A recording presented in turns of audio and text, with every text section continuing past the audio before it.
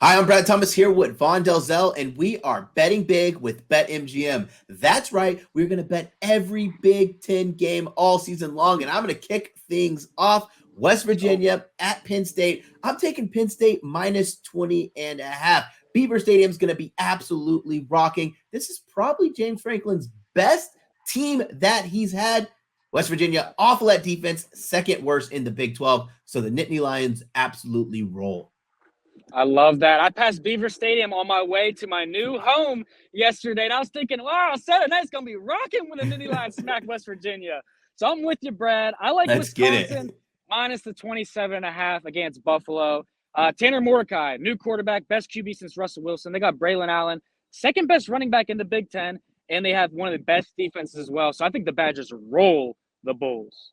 Hey, listen, I'm going to sprinkle a little bit on Mordecai to win the Heisman. But my next bet is not a sprinkle. That's ECU at Michigan. I am taking the over 51 and a half. It opened at 50 and a half, and it's climbed up, rightfully so. Why Michigan comes into this one as a 36 and a half point favorite, and they alone could cover the 50 by themselves, scoring 50 plus. We know that ECU has a lot of work to do, replacing a ton of production. But one thing's for sure, Michigan has an absolute dominant team, double-headed monster out of the backfield, and J.J. McCarthy is looking to make a massive splash with this team. So yeah, give me the over 51 and a half points. I like that. Yeah, Michigan can't do it for themselves. Michigan might score more points than Fresno State and Purdue combined, to be honest with you. But I'm taking the points with Fresno State. I got them at plus 4.5. It's down to 3.5. I think they win this game outright. Purdue's got a new head coach, a new quarterback, and a new system as they become a defensive team instead of an air raid team. Fresno State, 9 straight wins then last season.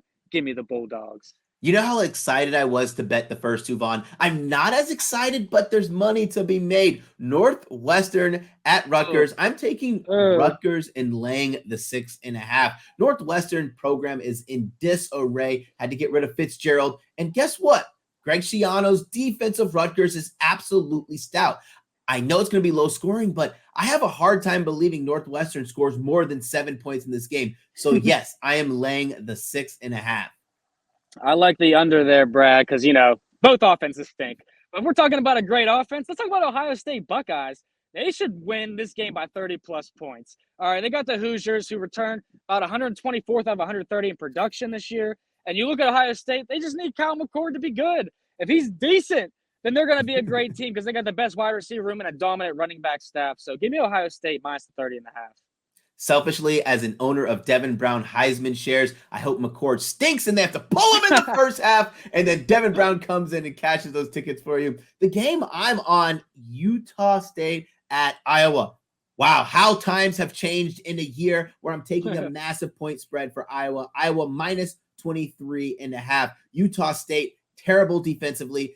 Iowa, great defensively. And yes, they bring in Cade McNamara to hopefully inject some life in a what was anemic offense last season. But I think the Hawkeyes cruise. If I were to give a correct score prediction, I have them 48-3. Oh, all right. No more Spencer Petras. 48 points more. from Iowa. That's obvious.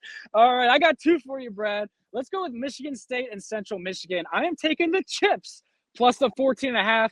Not only has Central Michigan covered 2 straight times against Michigan State, this is the worst Spartans team I think that they've had in the last 5, 6, 7 years, maybe. All right, so give me the Chips there. And quickly, Toledo, Illinois.